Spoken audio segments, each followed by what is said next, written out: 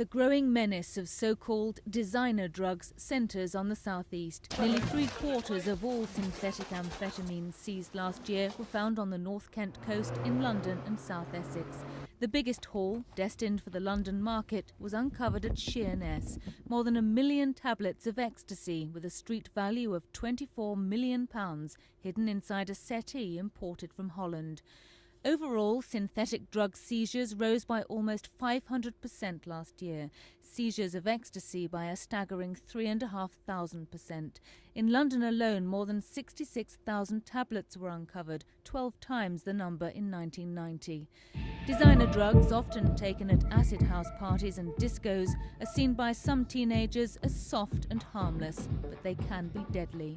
The most dangerous one is called ecstasy, and that has an effect of thinning the blood, and that quite a number of young people have been killed because they've had internal bleeding, which is impossible to control. We know of 6 deaths which have resulted from taking ecstasy, and the simple message for anyone who is tempted to take drugs is don't do it, they can kill you. Drug smugglers are using increasingly ingenious methods. A man walking through controls at Heathrow was found to have bags of cocaine stuffed inside his artificial leg. But nearly half of all drugs seized come through the mail. Drugs in the post are a growing problem. Customs officers are fighting back. At 3 depots in London, with the help of sniffer dogs, they examine every packet and parcel coming into this country. Diesel, the Cocker Spaniel, pinpoints a sack of mail from Thailand and seizes a parcel.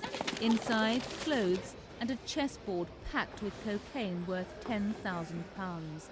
Parcels are also x-rayed. This owl from Jamaica was full of cannabis.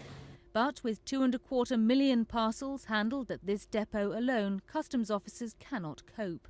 It would be foolish for me to say that we're finding all the drugs. We're getting better all the time, but inevitably some are getting through. The government is spending £500 million in an effort to combat the drugs problem. Kerry Swain, Thames News.